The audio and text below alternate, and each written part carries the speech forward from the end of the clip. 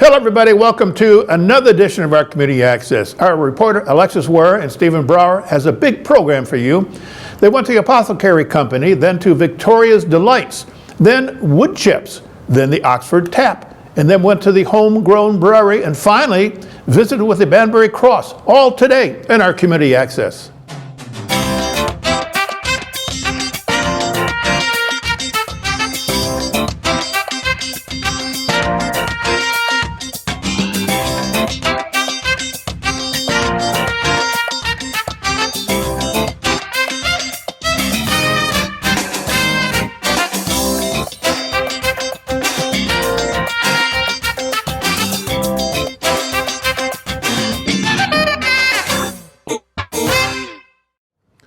Welcome back. First story is with the Apothecary Company in Oxford. M24 construction hasn't hit hard yet, but Apothecary & Co. says they're prepared if it does. We're fortunate enough right now that it's down, further south, but it's creeping north as far as construction goes. I think we'll see it.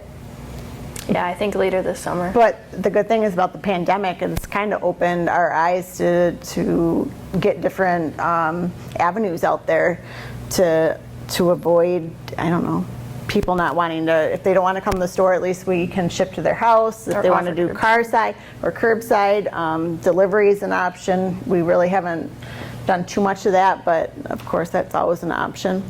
Around the village. They say with the pandemic still in place with no definite end, as construction along M24 worsens, it may cause a problem, but they're hoping for the best. We've seen a decrease, especially with the pandemic, but it's kind of hitting us as a double whammy. But I am hoping people realize, for us specifically, that we have access behind the building, both off Pontiac and then Burdick. But yeah, I'm hoping that doesn't deter people, but we are very happy to do shipping too. They say both shipping and curbside pickup will continue even after the pandemic ends. I don't see it going away for a long time. It's whatever people are comfortable with and whatever makes their life easier. At this point, we're willing to, help people out with whatever we can do. And they're also adding more products to their clearance racks. We have a couple awesome clearance racks. We have a 50% off rack and we have a 25% off rack. And those are awesome because they're professional lines of vitamins and supplements that maybe are going to be close dated in the future, and a few other products in there. And we are also running a special with any purchase over the $50. We are doing a free CBD product with that. And we'll be rolling out all sorts of other stuff too throughout the summer. If construction hits you guys hard, are you going to switch hours at all? We're going to have to roll with it. We can't say that we're not going to. I mean, if it's going to make sense for us to stay open later to accommodate folks, then we're definitely open to doing that. If that's something, we would look into that for sure. Hours right now are different than normal. We have changed a little bit over the course of the whole COVID thing. We are, however, going to go back to somewhat normal summer hours next week. So we're going to do Monday, Wednesdays, and Fridays. We're going to be open 10 to 5. Tuesdays and Thursdays are going to be 10 to 6, and we're going to be doing 9 to 3 on Saturdays, and we're closed Sundays.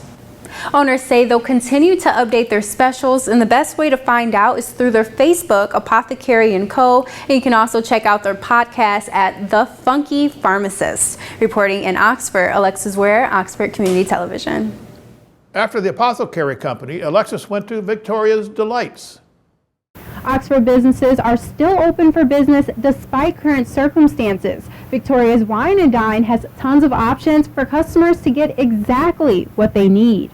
It's been very challenging. The reaction of many local business owners. Victoria Connolly, owner of Victoria's Wine and Dine, says she's trying to adapt to the new way of business, but it's been hard. We operated for carryout for a little bit, and then I think the last part of March, we felt that it was best to close for a while. She says they decided to close for safety reasons, but have recently reopened for curbside orders. We felt that it was for the best safety for our guests and for our employees. So what we do is we start accepting orders at 2 o'clock in the afternoon, and we do them over the phone, take a credit card over the phone, or we can do cash payment if people have exact change. We're not able to make change.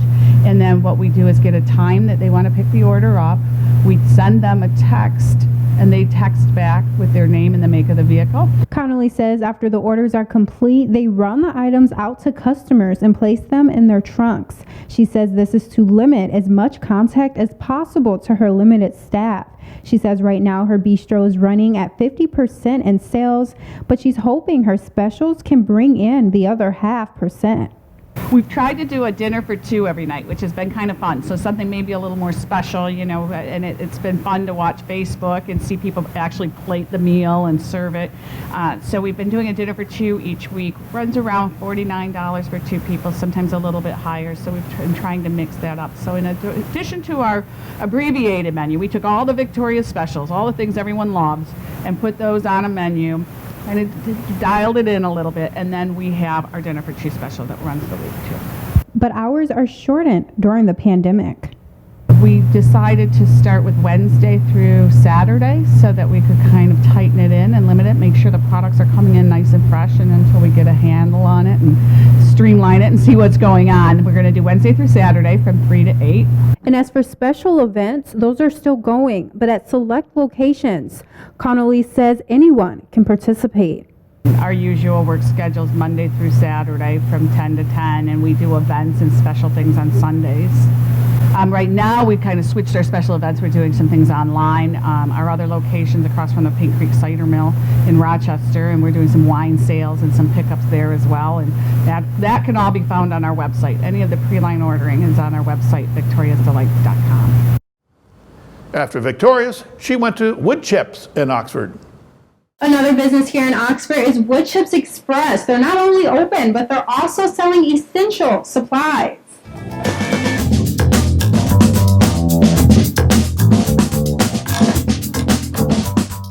Excited to be here, and we really do just want to bring very positive and happy experiences, and we are always willing to fix our mistakes. That's what we're here to do. We're here to learn and provide happy, amazing, positive service. We are still new to Oxford, so we're trying to make our impression as well, but with everyone else closing, we really wanted to bring that family attitude. We wanted to keep people positive and just really supply amazing food for this community.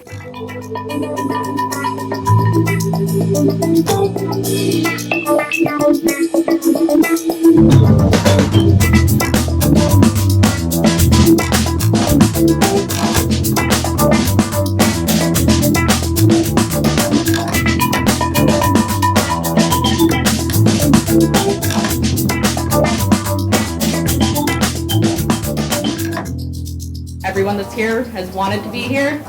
So it's definitely brought all of us a little closer together. Even on a rainy day like today, Oxford businesses say they have your back. Reporting in Oxford, Alexis Ware, Oxford Community Television. After Wood Chips, Alexis went to the Oxford Tap. The Oxford Tap is still open for business despite some extra restrictions. You know, we shut down for 6 weeks and then reopened and have been doing carryout. We bring the food out to the cars and don't allow any customers in the building for now. We are operating with a limited staff. Servers are basically taking phone calls, packing up the food and running the food out to the curb. And you know, we're limited hours, 3 o'clock to 8 o'clock, 7 days a week is what we've been operating with right now. That's what makes the most sense for us. Phipps says he was open for 15 hours a day before the pandemic hit. Now he's open for 5. If you don't know, there's a national meat crisis going on as well because of the pandemic. You know, as we survive off of selling chicken and hamburgers, the prices tripled on them. So we're, you know, we don't want to put that back into the consumers, make that a consumer's problem. So we're eating the difference now, and it's, for lack of a better word, it sucks. Despite the current circumstance, the Tap is doing its part to serve the community. You know, we are at times overwhelmed with the amount of carryout that we're doing. You know, it's a little crazy because everybody wants to eat at the same time, but it is what it is. You know, so we do the best we can with it, and you know, we're not able to get every phone call. Again, we're operating with a limited staff, so we can only cook so much food and only take so many phone calls in a certain period of time. It's a funny thing because in the beginning you couldn't find styrofoam containers, so then we bought all of them. And now we're tripping over styrofoam containers, but it's just a transition. As a typical restaurant window to where you put the food up is that big, and now when you got 4 boxes of hamburgers, they don't fit through the window. So like I said, to try to do it quickly and efficiently to give a good product to our customers, it's a lot to make it make sense, to keep it warm. Like I said, a carry-out place is designed to be a carry-out place. Traditionally, you'd come into a restaurant and they'd hand you a menu. We're not doing that anymore. We now have a QR code that'll be on all tables, like a table tent, and you'll just be able to hold your camera over that table tent, and our menu will pop up so you can read it. Okay, I'll give you a typical on a Friday night, pre-pandemic, we would have 24 people working in the building.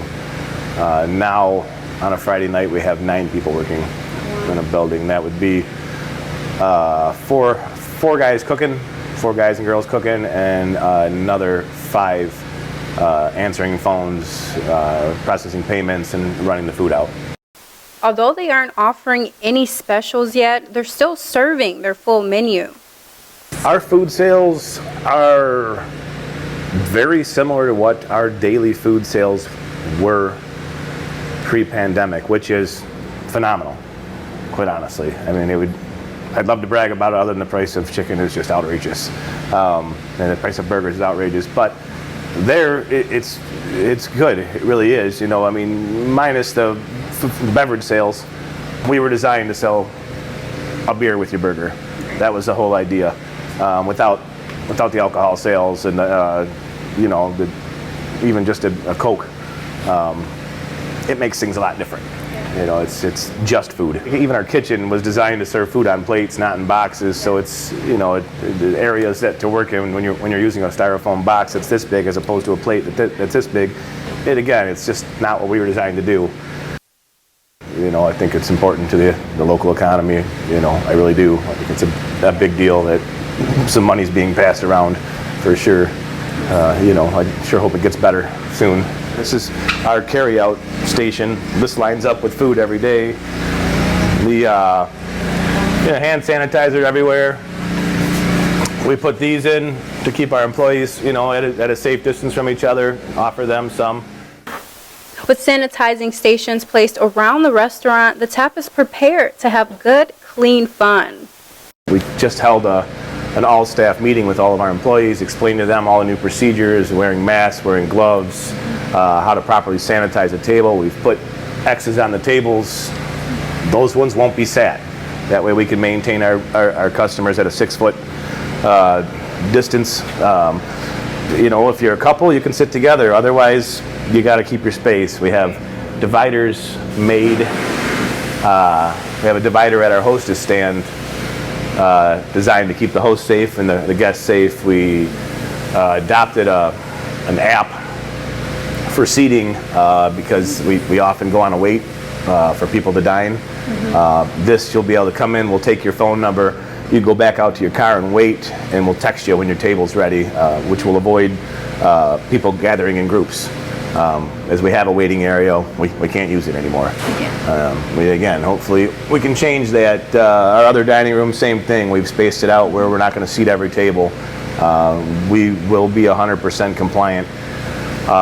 We have hand sanitizer stations set up throughout the building that is for the guests and for our employees. We put toe pulls on all the doors so you can open the door with your foot as opposed to using your hands. Trying to get employees to come back to work while the state's handing out all this extra pay for unemployment is near impossible. They don't want to come back to work, and I would imagine every restaurant owner would say the same thing. I just hope for better days. I really do. Realistically, once we got past, if we did get past the pandemic, we have talked about delivery, doing whatever it takes. None of that makes any sense for us right now because things change daily, but we have adopted an online ordering system which is ready to go. honestly, that would put somebody out of work right now, so we really don't want to use that. I mean, it would take a job away from somebody, so it's not the way to go at the moment. I know I can handle traffic being slowed down, but when people aren't allowed to come here and have a beer, that's a tough one to handle. It really is. I mean, it's, people like to gather, they like to enjoy their friends and have people take care of them. And that's what we've made a living doing, is, offering a lot of hospitality and showing people a good time and a good meal. It's just kind of been taken from us. So. Phipps says he's incorporated tons of extra precautions like extra sanitizing stations and more. Reporting in Oxford, Alexis Ware, Oxford Community Television. After the tap, here comes the Homegrown Brewery. Homegrown Brewing Company didn't completely shut their doors to the public since they were offering carryout throughout the pandemic. But one thing they are looking forward to is dine-in service. We're still seeing the same regulars that come out, but obviously it's a different opportunity for revenue, because typically they're sitting at a table for an hour and a half, 2 hours. We'll have live music. We have one of the biggest things was our private event facility. That's a huge chunk of our spring and summer revenue. So you're looking at all these baby showers, weddings especially, and having to deal with deposit refunds, etc. So it definitely cut our business quite significantly, but I got to focus on the regulars still coming out, still supporting us, and they want to drop by and have a conversation with us, even if it's behind a face mask. Power says business did take a hit during the pandemic, but it was necessary to get them to where they are now. It's one of those things that it's taught us there's a huge sector that we can build on, and without this challenge that faced us, we might have kind of missed that train. So we're focusing on the good stuff. Especially on the brewery side of things. Quite often as a brewery, you get caught up in the food and it's too much focus on food. We love our food, so does the community, that's for sure, but really it was an opportunity for us to get into packaged beer like growlers, cans, etc. So it's been a necessary challenge to help us evolve. He says moving all the dine-in services to carryout wasn't easy at first. Little stupid things you don't think of, like ordering enough, to-go stuff, finding sourcing, because a lot of these companies are shorthanded on staff. So finding, creative ways to deliver this to folks was something that we had to learn. So that was also retooling the menu a bit. And we are actually changing our menu to keep carryout as a semi-priority, because if you look at other states, the numbers are telling us that you're looking at least half your business still being carryout, and that's going to continue. So we're prepared for both. We've kind of got a nice little menu design going. Now with the pandemic slowing down and things reopening, downtown businesses are still jumping hurdles with M24 construction beginning. But Powers says it's nothing he can't handle. After a global pandemic, potholes, nothing. And I even drove the route that they had down Drainer. It wasn't that bad. I mean, obviously it's going to be a lot different when people are back to work. And I think the customer base too, they've been through so much already that like a little delay is not going to be that big of a deal. And as a brewery, we do have an advantage because we do have a little bit of brewery tourism. We know it's going to be down, no doubt, but we've got some creative plans to try and keep people excited and get them through traffic. And our reach is out to Rochester, some from Lake Orion, Clarkston, Metamora. So a lot of this stuff is coming in from the north and east and west. So hopefully that will remain and sustain. So during the pandemic, his team put together a plan for what they were going to do once things reopened. We've had a lot of time on our hands with the reduced hours, with the reduced volume, that's for sure. So, I mean, we put our time to good use and had plan A through Z on whether it was going to be 25% capacity, 50% capacity. Is outdoor dining going to be slightly different? So one thing that's been nice is we have such a large square footage between the patio, the inside, and now that we're not using the upstairs unit for private events, we can utilize that. So our floor plan is quite friendly, and if we'll take a shot over here too later on, we do have an expanded patio that we've applied for. So we actually might gain seats out of this, like I said, transition. So it's been a creative bit of furniture moving and definitely a lot of measuring sticks, but it's going to be a challenge. It's going to end up to a lot of self-policing, and I think we have a very polite market out here. People are respectful of others, take on the situation. But as a business owner, and we've trained staff right when this first came out, it's like, hey, you have to be sensitive to everyone's approach, and that means a lot of signage. That means arrows on the ground, tape, whatever it may be. We're definitely going to do that. A lot of signage, a lot of hand sanitizer.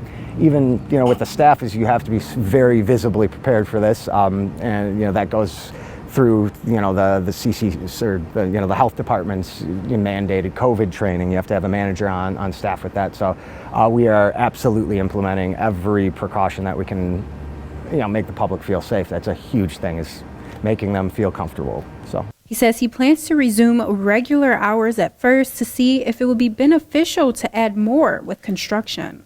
Our game plan is to go back to our standard hours. We're not really that expansive in our hours in general. We're not open for lunch. With the construction coming up, yes, we may expand into some lunch hours. We're kind of experimenting. It's been ask anybody, especially a private business owner, small business owner. The theme is I don't know.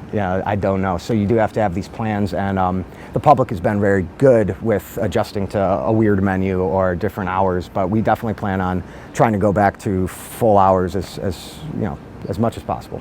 We're talking about possibly opening up for lunch with a separate menu, more handheld items for construction workers. Actually pulling in all the people that are going to be right at our doorstep.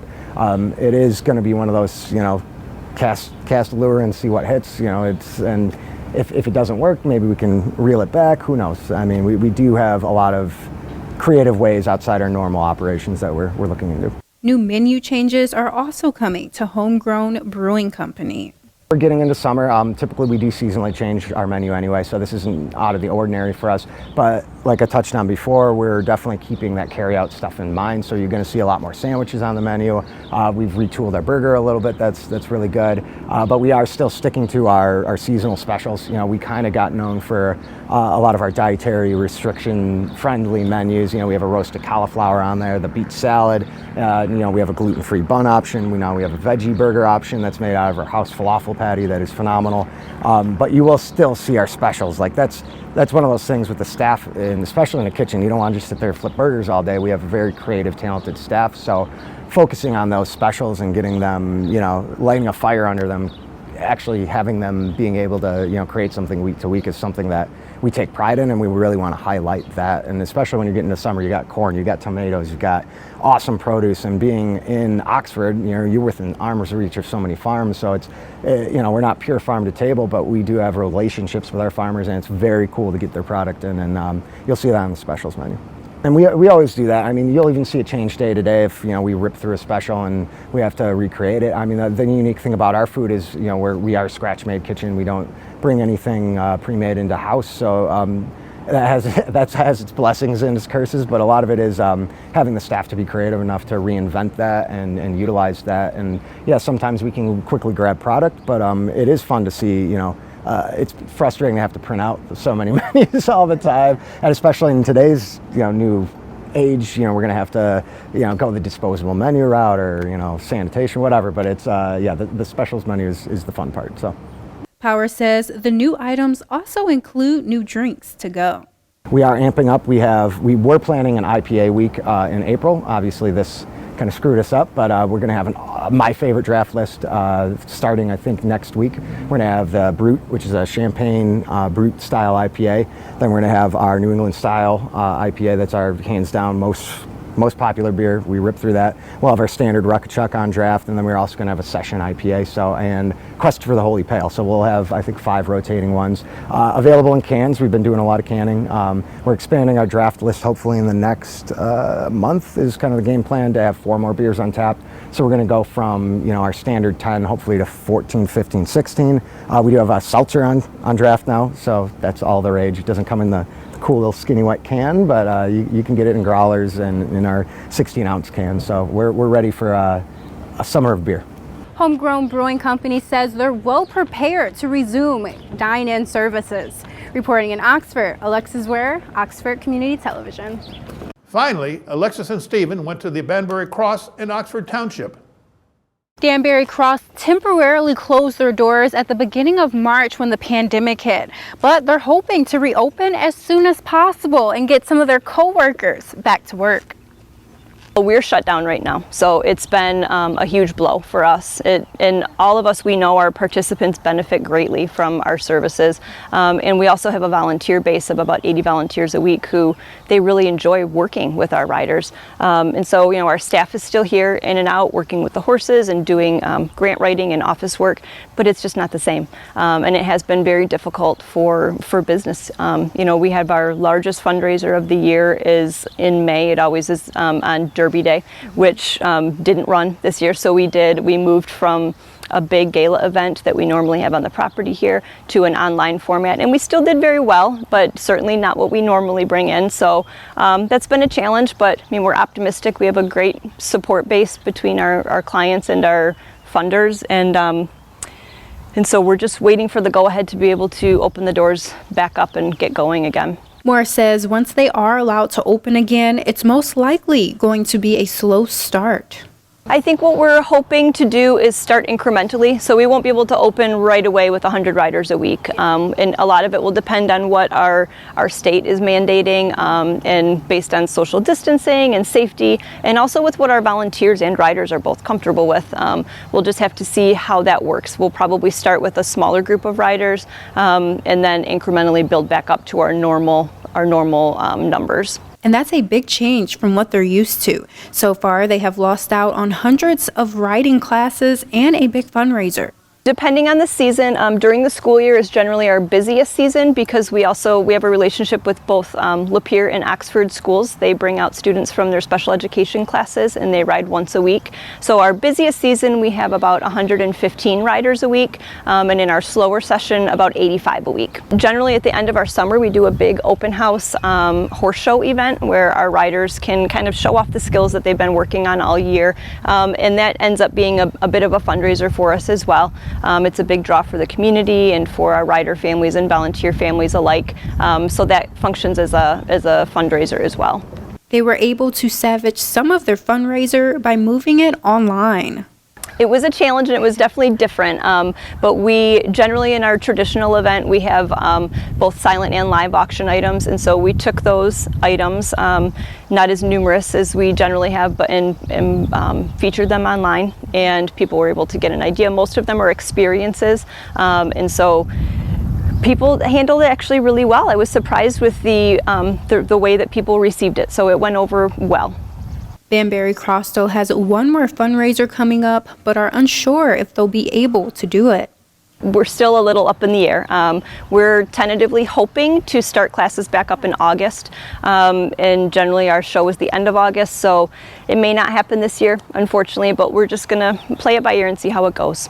She says the farm has so far survived the pandemic and aren't worried about closing the doors for good. We are very blessed with an extremely responsible and active board of directors and staff right now that truly pour their hearts into this program. And so they've worked very hard over the years to get us to a point where financially we're comfortable. So while we wouldn't want to continue unending without money coming in consistently, we have been able to survive this bit of a storm, and hopefully when we start back up classes that'll help us get through the bump as well. Not to say we definitely can't utilize and use donations continuously, but we aren't worried about closing the doors, so that's a blessing. I really personally have been so touched by how many people in the community, between our volunteers and our supporters, have still reached out to us and said, hey, what can we do for you guys? Do you guys need anything? We're here when you guys are ready to go. So that's meant a lot to us. I mean, the community support and backing is huge. She says although most expenses are at bay, the horses are still being exercised and fed, which is why they're accepting contributions. The horses, I mean, yes, they're not working right now, but they're still eating. They still need their feet done. They still have, their routine vet care. And it's not like we can just get rid of the horses temporarily. They're our co-workers. And they're still being, trained and exercised as well. So in the meantime, if people are moved and would like to make a donation, that's the biggest way that can help the program right now, not only for our horse expenses, but also to help with rider sponsorships, because I have a feeling that a lot of our families, when they do come back to riding, may need a little assistance. So if they want to visit our website, which is www.banburycrosstech.org, they can easily donate right there. and it gives you several options to where you'd like to see your money used. Moore says while they're waiting to get people back on the saddle, residents can still pitch in and support by going to banburycrosstech.org. Reporting in Metamora, Alexis Ware, Oxford Community Television. There you go. Well, we hope you enjoyed the program. So for our busy reporter, Alexis Ware, and photographer, Stephen Brower, and our production manager and editor, Terry Stiles, I'm Bill Service. We hope to see you again on our Community Access.